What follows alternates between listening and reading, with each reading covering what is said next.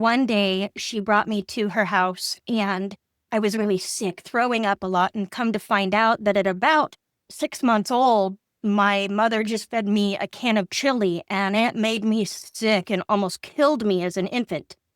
I needed to be that generational curse breaker. Why am I fearing losing these bad people that are just keeping me down and keeping me from living the life that I know I could live? We're learning how to live again, and we're learning how to find humor in life again. Hey everyone, thanks for tuning into the Vibrant Soul Society, The Conversations. I'm your host, Baba Sam, the Miracle Man. Our mission for the show is to help you discover that you are greater than your thoughts. And beyond our thoughts is our vibrant soul. So Amy, welcome to the Conversations. Hi, thank you very much for having me. I'm excited to be here and chat with you today. Yeah, I'm excited to have you here as well. So people that are unfamiliar with you, how would you describe yourself, Amy? I am one who overcame a lot in my life. I was adopted at a very early age, and I've always had issues surrounding that kind of stuff and always had a lot of confidence issues. And it took me 25 years to really get over that and then to get away from what was a toxic situation with my adoptive family. Here I am now, standing in my power, in my confidence, and in my strength. I taught myself how to get past all of that and all of the adversity in my life. There was so much. And I've put it all together into a course and into a platform so I can help teach other people how to overcome that from their lives and how to get past that negativity and adversity and still stand in a strength and a power. It's possible to do no matter where you started in life, right? Yeah, so it sounds like you had a lot of challenges. Like Yeah. when you were adopted, were you Mhm. still a baby, a toddler? Can you talk more about some of the challenges of being adopted? Yeah, so actually, I was adopted by my babysitter as an infant. She had noticed that my biological mother was very neglectful, would bring me back every day to watch me while she went to work, but I would be wearing the same diaper that the babysitter had put on me the day before. One day, she brought me to her house and I was really sick, throwing up a lot, and come to find out that at about 6 months old, my mother just fed me a can of chili and it made me sick and almost killed me as an infant.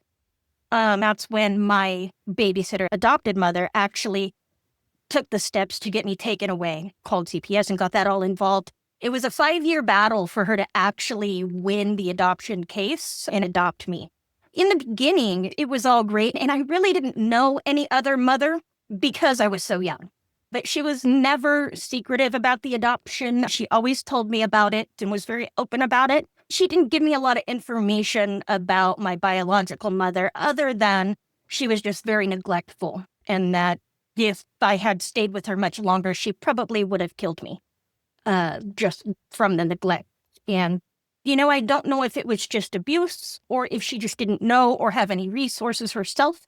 She was a single mother and claims that she didn't know who my father was. I don't know if there was any kind of in her past that put her in a situation like this where she just didn't know what to do or have any support. I always knew that I was adopted, and it really never bothered me until I was much older and I start to see my adopted family for who they were. Now, my mother was very different, but the rest of the family was very manipulative, and the ones that I really needed to get away from, where the mental abuse and the manipulation had come from.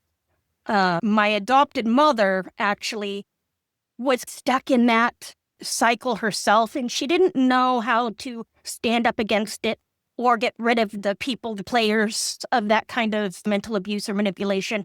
So she stayed with it, unfortunately being a victim to these people herself.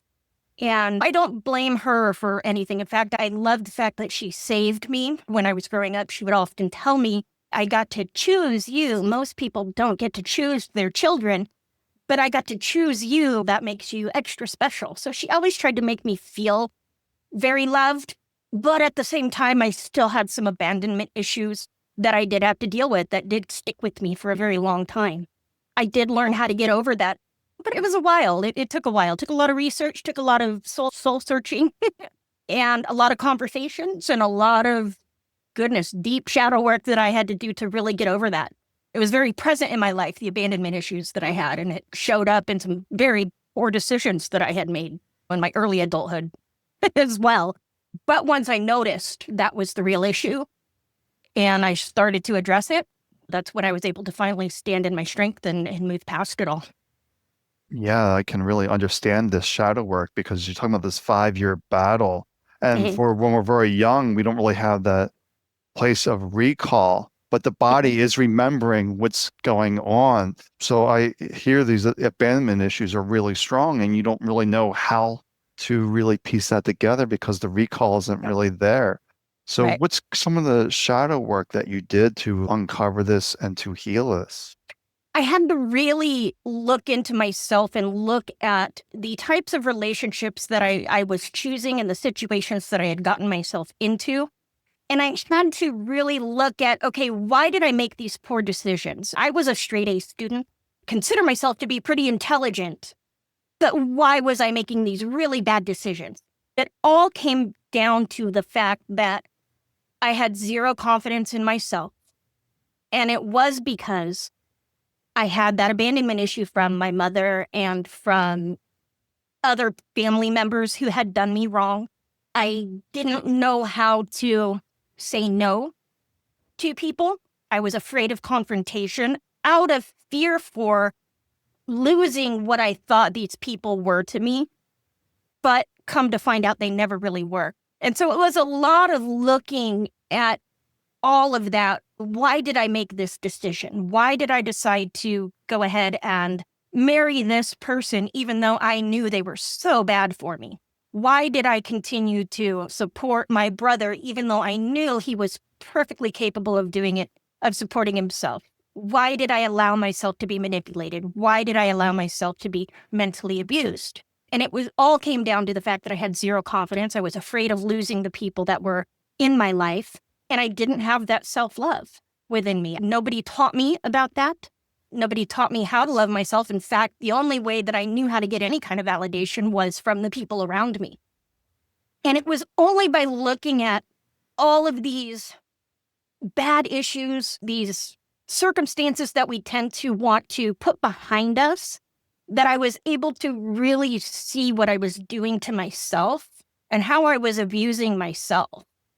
And once I'm able to see that, then it's okay, this is what I need to work on. And I need to figure out, okay, why am I doing this to myself? And how do I get past this? Because I know the potential that I have within me.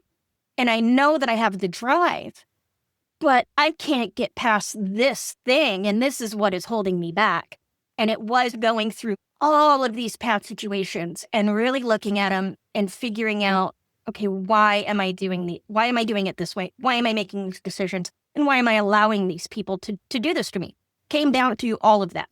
And then it was going in and doing a lot of internal work on myself, a lot of journaling, a lot of exercises. And I actually present and work through a lot of these exercises with my clients and in my course that I have available as well. We go through all of this.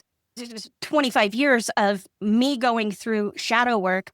Everything is put into that course for everybody. But that's what it took. It took really looking at the stuff I didn't want to look at and dealing with the stuff I didn't want to deal with. And that's what it takes. Yeah, I totally commend you for that because it's so hard to face yourself in the mirror saying, my mind's been programmed this way Mhm. is not supportive. How do we turn this around? And what was just really had this epiphany, this aha moment, because you're talking about how this family was very manipulative, how Yeah. they really twisted things. And it just came to me that when they were saying, your doctor mom would say, I saved you, I chose you. That can Yeah. be a form of manipulation. Oh, oh yeah, absolutely. And so that was the struggle, the internal struggle that I had was these people chose me and they loved me, they raised me, but on the other end, they're destroying me at the same time. And so how do you feel like you owe them because Mm, they did all this for you? But at the same time, you have your life to live once you're an adult and you have your things that you want to go do, but when they constantly bring that guilt back to you, it's really hard to get past it. And it took a lot of strength to be able to put my foot down and say, you know what? I can't do this like this anymore. I can't. I can't imagine all the guilt they brought upon you. Be like, Yeah. oh, we did this for you. And they just make you feel really small, Yeah. really guilty. How can you have confidence after that? It was tough. It was really tough. But I can tell you that the more I did it, and despite the pushback I got from them, the more I did it, the more confident I became in myself, and the more strength I could see in myself, and the more hope I could feel for my future. I had a young son at the time who was diagnosed with autism. And so that was a big part of my decision to finally stand up for myself. I didn't want him to be a part of those cycles. So I needed to be that generational curse breaker you hear about so often. But for him, because he didn't deserve to go through that kind of stuff. And I knew what his life was going to look like if I stayed there and continued down the road with everybody. But it took me cutting them all off. And then that's when my life really started to blossom and take shape. My son was able to excel, went from nonverbal to now he can hold down a job. But that was a lot of hard work that I had to just pull my bootstraps up and go to work. I had to stay away from those people. I had to cut them out. Did you have, it sounds like your support system wasn't very strong at the time. Did you ever have any supporters around you or any mentors help you through this? Or did you just go alone on this? I really went alone on this. I didn't have a lot of friends because I was isolated from my friends. I was often told that they didn't have my best interest in mind. They were going to take advantage of me. They were abusing me, all that stuff. And I pushed all of my friends away while I was still with my family. And they got tired too of hearing me complain about the abuse and the manipulation and the financial abuse that was going on. They got tired of hearing me complain about it. And so they pretty much cut me off from there. And so I didn't really have that, moved away from my family, and I didn't have much support. I had to do this all on my own, but I made some new friends in new jobs that helped. I just got a job as a waitress, and I started to build my own little family, that little cafe that I worked at. It was in a little senior center, and I had about 5 different grandparents adopt my son, as always bringing him cookies and whatnot. But I had that kind of support. So I had to go find my support. I had to go find my tribe. I had to go piece together what was going to be my family after I left. You had to really create a new life. You had to Yep. reinvent yourself. I did. Yeah. Yep. I did. But it was so worth it because here I am now, and I just retired at the age of 44. I wouldn't have been able to do that had I stuck around with my family. I was supporting a grown man who had aspirations to be the next RuPaul drag queen, which was fine, but he was doing it on my dime. And he was spending all of my money on that instead of paying bills. And we were constantly getting evicted. And then the manipulation and the guilt would come in. Well, we're a family and blah, blah, blah. And that's a whole other story but it's what I had to get away from and then just rebuild from there. And I'm so thankful that I took those steps for myself, because what I've been able to do for myself and what I've been able to learn, and in just the fact that I was able to go for things that I never would have gone for, promotions, step outside of my comfort zone, because I didn't have anybody telling me, no, you don't need to do that, or you can't do that. And I had a lot of that with my family. I only had myself saying, if it works, if not, the answer's always no if you don't ask. It's been the motto that I lived by for forever. And I found out that the answer is yes more often than not, just by asking. Yeah, so when your son was very young, it sounded like you had a pivot point in your life where this is no longer acceptable. I need to chart a new way forward. So how'd that begin? Did you start journaling? What was that first practice for Yeah. you to begin to make that change? It was a lot of journaling, and I found out just by journaling and then looking back through everything, I figured out and learned that the majority of my days were spent in depression, in sadness, in loneliness, and a lot of anxiety because I'm constantly fearing somebody knocking on my door to repossess something. When it was just this constant state of fear and depression that I was living in. And I was working so hard as well, but I got cut off from my finances, even though I was the only one bringing the money in. I would give it up to my family, who would then spend it on whatever they were spending it on. And so I didn't have that courage to stand up to them. But it was the journaling that really showed me, hey, you're having more depressed days and more bad days than you are any kind of good days. And it was looking at that, I was like, because I was having a lot of really bad ideas of, I can't do this anymore. But I was thinking about maybe going a different way with it, unfortunately. But looking at my son, he's the one who was there and he saved me from these other ideas that I had. And so because of him, I was able to say, okay, no, you've got to chart a different course. And what is that going to look like? How are you even going to do that? Because you don't even have access to your own money that you're working so hard for. And so I had to reinvent my entire self and start from scratch. And that's what I did. Small steps, a little bit at a time. And I didn't let them know what I was thinking. I didn't let them know what I was planning. I did all of this in secrecy until one day, surprise, I'm leaving. And I had already had an apartment lined up that I had help getting with some county services, paid the first and last month's rent for me. So I just had to come up with the next month's rent, closed all of my bank accounts, and then packed all of my stuff. And it was, okay, I'm leaving. I'm done. And of course, that's when the real narcissism from these individuals started to come out, and they started to lay the guilt and all of that. And it was about 3 years after that that they continued to push, but they were at a distance and I could hang up the phone. And that was very different than having to live with them. They would call me up, Amy, they're going to turn off my electricity. I'm sorry, I don't have it. You're going to have to go get a job. I don't know what to tell you. And I could hang up the phone.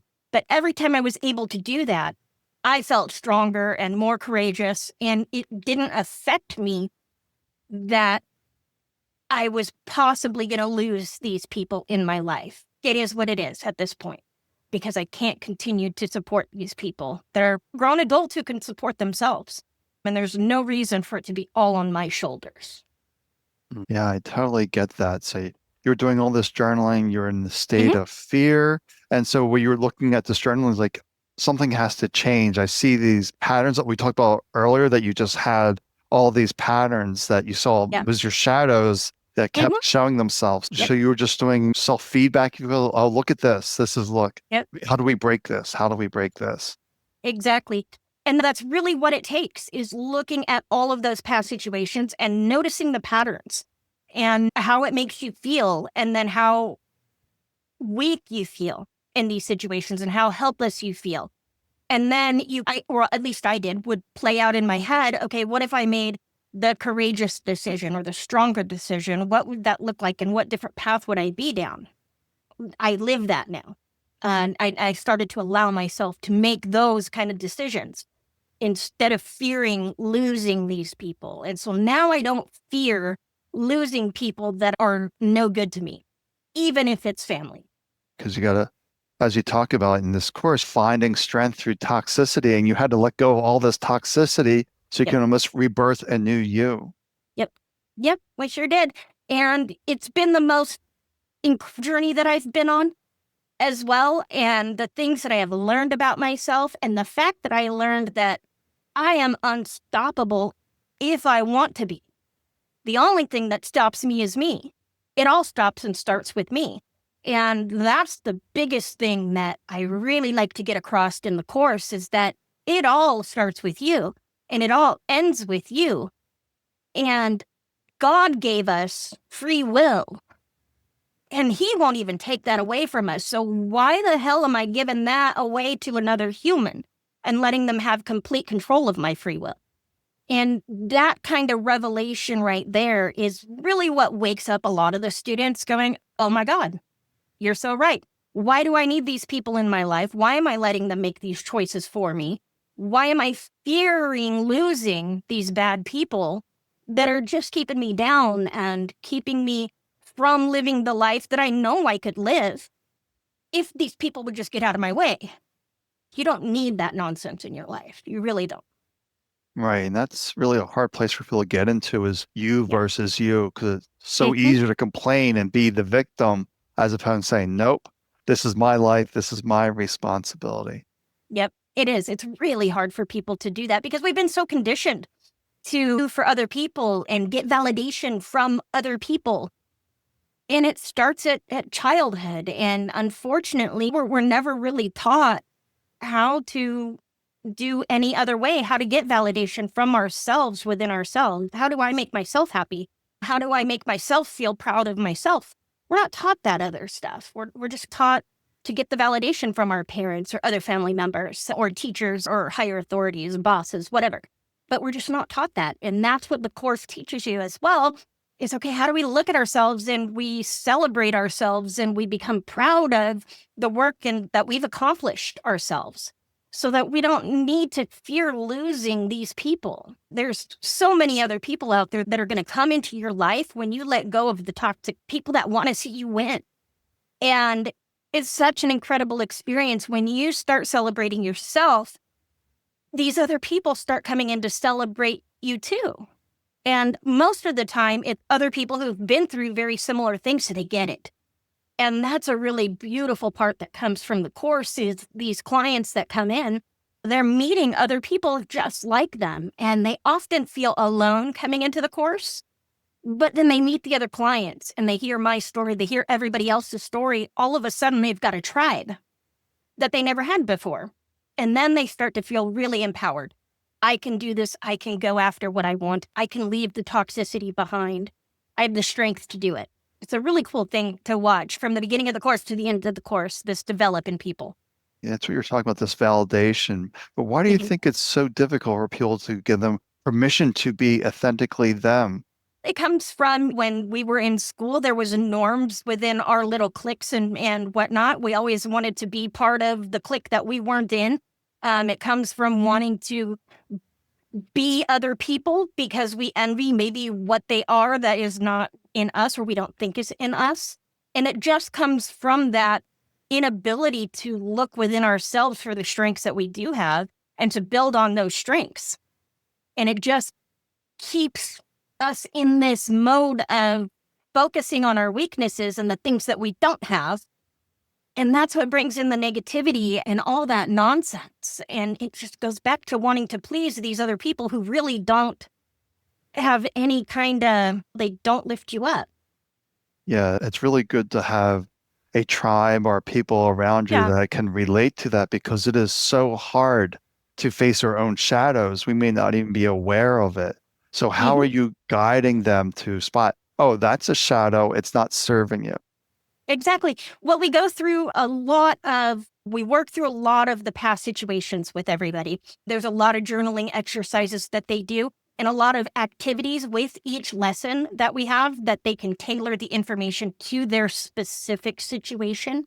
The very first session that we have is all about standing back up after you've left a toxic situation.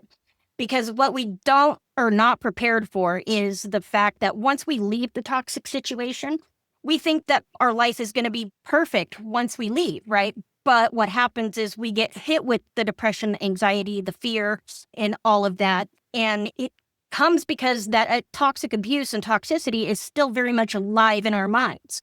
And so we go from that first point of, okay, let's learn how to just stand back up first.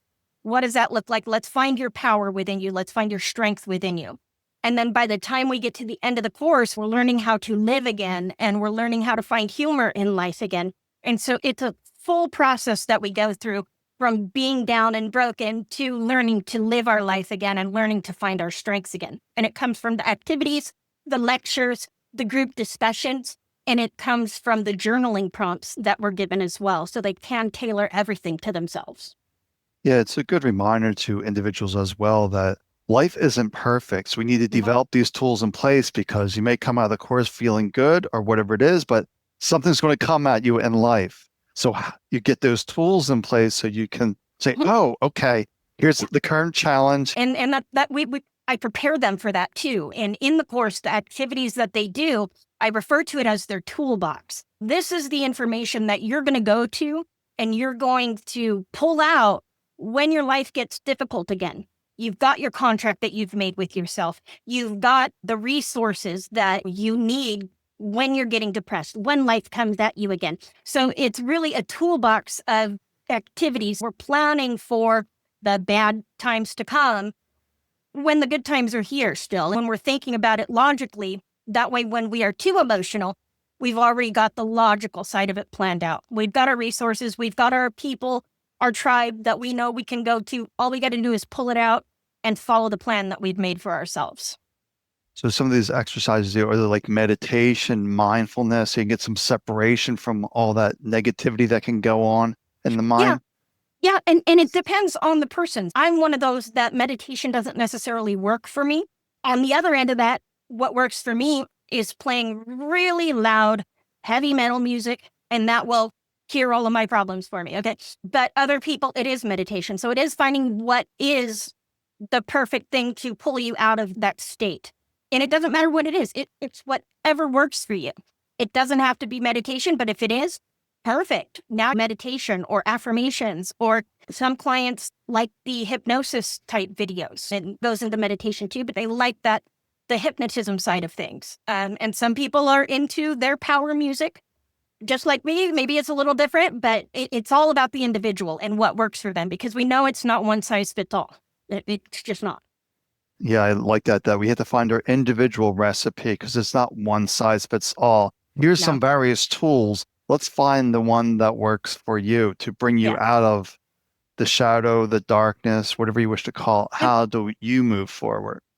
Yep. And we got to remember too that the pain and the depression, it's always going to be there and it's always going to pop itself up.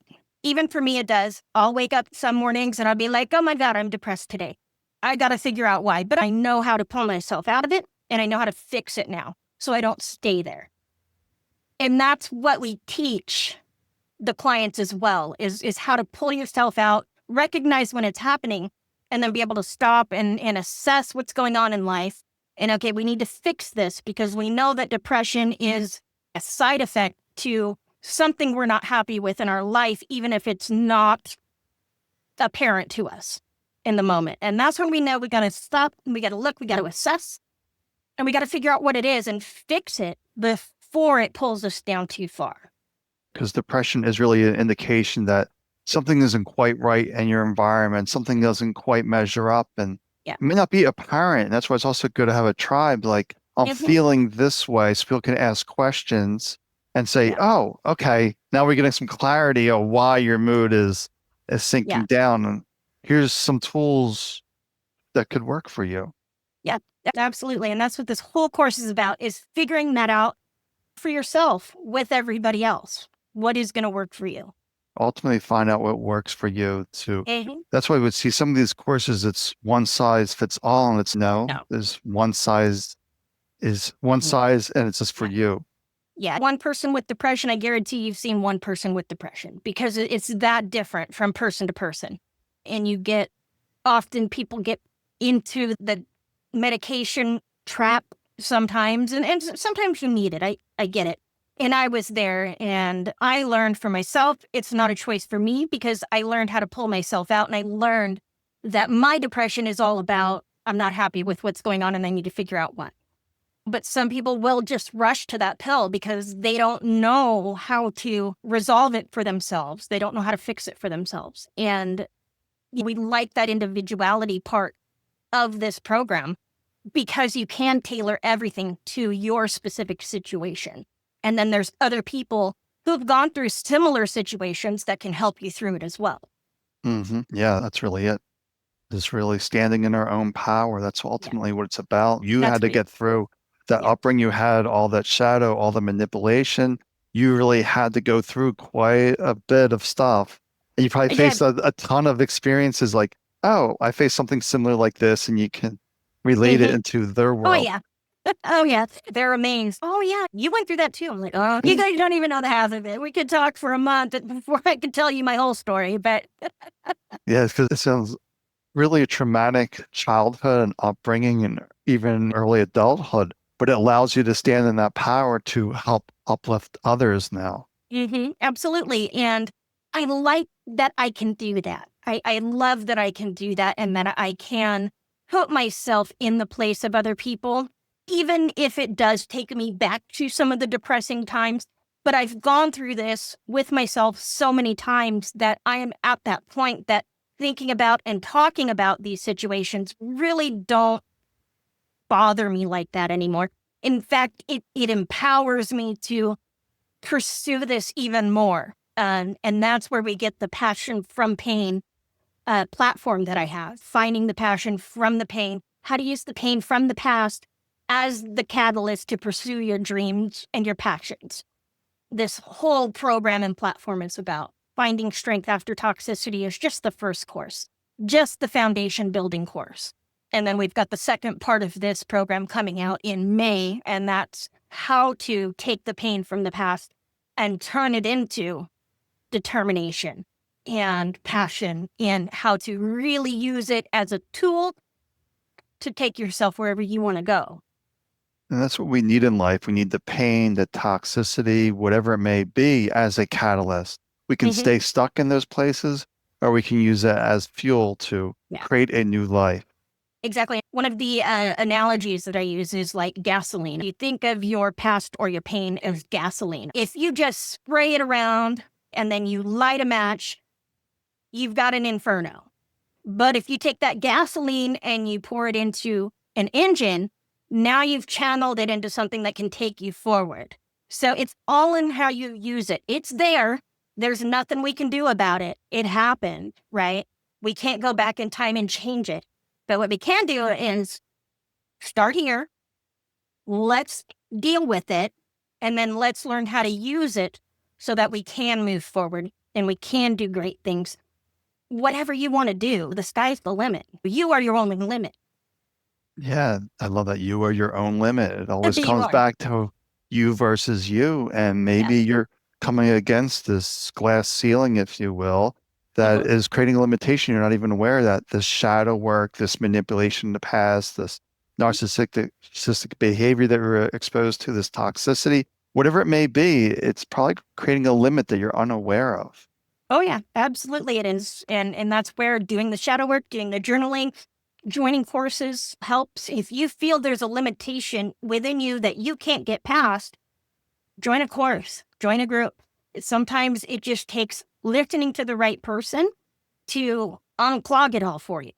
And sometimes that's all it takes is the right comment from the right person said the right way. Right. Yeah. To unclog it. But anyway. Yeah. So lots of great wisdom here today. For those watching the podcast, curious, why the top hat? Why the top hat? Okay. I decided about 3 years ago that I was going to be a hat person. And I found these top hats online and I loved them. And I love rock and roll. It has been such a huge part of my life since I was about 16 years old. And when I saw these top hats online, I just fell in love with them. I've got about 6 different top hats and I love to wear them. And I love the reaction that people get from them too. It makes people smile. It makes them happy and they love to come and talk to me. And I love that. I love having those interactions with people and just being able to make people smile. It's fun. I think it's a style we need to bring back. What do you think? It's about doing these things make you feel good and to make people feel good too, to bring some lightness into life. We need more lightness in our life. It's all too heavy. Way too heavy. We got to laugh and enjoy life and celebrate life. Yep. So it's been a really wonderful conversation with Amy. So if people had any questions, how would they reach out to you?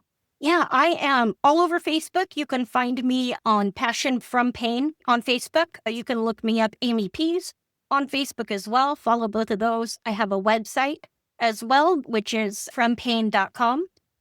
You can also find me on TikTok and Instagram, all under Passion from Pain.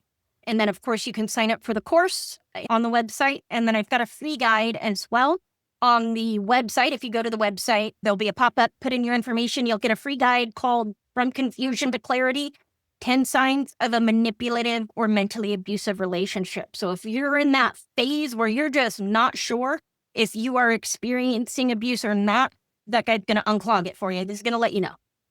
That's great. And I'll have this in the show notes as well. So I really enjoyed having you on the conversation. So thank you, Amy. Thank you for having me. It's been fun.